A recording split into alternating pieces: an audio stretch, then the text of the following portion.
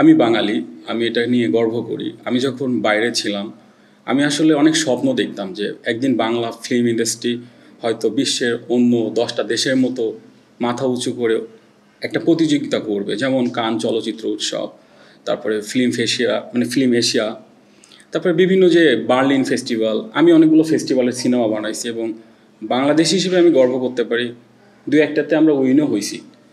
সেখানে হয়তো অনেকেই চিনছে আমাকে, আমি ইন্ডিয়ান, কারণ আমার কালচারটা ওরকম ছিল। তা আমি দেশে অনেক স্বপ্ন নিয়ে আসি এবং এই স্বপ্নের পিছনে সবচেয়ে বড় অবদান হচ্ছে এই গল্পের যে হিরো আছে, আমি আমার অভিভাবক মনে করি আবির ভাইয়া।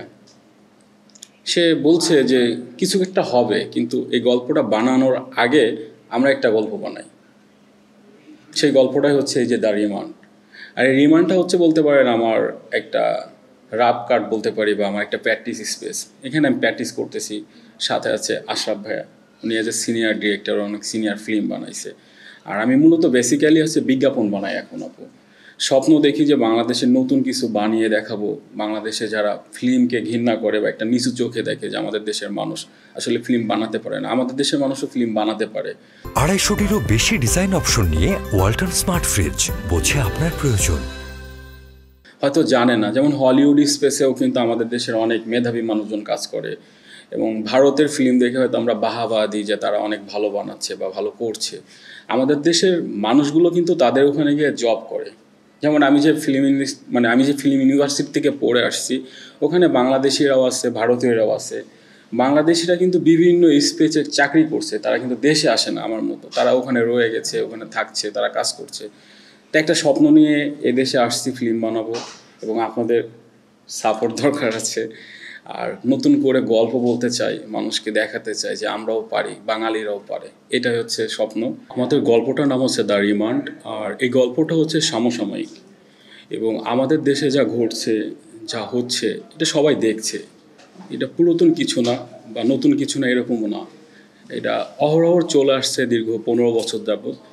আর আমাদের দেশের মানুষ এগুলো সহ্য করছে। আর এটার ভিত্তিতেই আসলে আমাদের এই গল্পটা। এটার কারণ হচ্ছে আমাদের দেশের ছাত্র সমাজ, তারা জেগে উঠছে।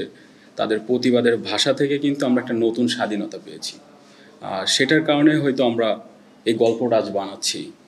এই গল্পটার পিছনে যে গল্পটা হচ্ছে, আমাদের দেশে যে মানুষগুলো দুর্নীতি করছে, দেশের অর্থ বিদেশে পাচার করছে, এবং আইনের বিরুদ্ধে গিয়ে যে আইন তৈরি করছে, এবং তাদের ভাষাগুলো আসলে কেউ বলছে না, কোনো নাটকে হচ্ছে না বা কোথাও দেখাচ্ছে না।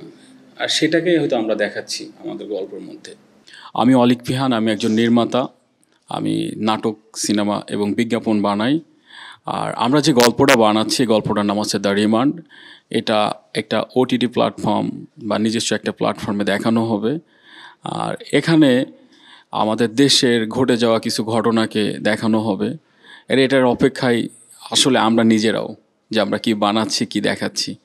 ভালো থাকবেন, সাথে থাকবেন এবং দোয়া করবেন।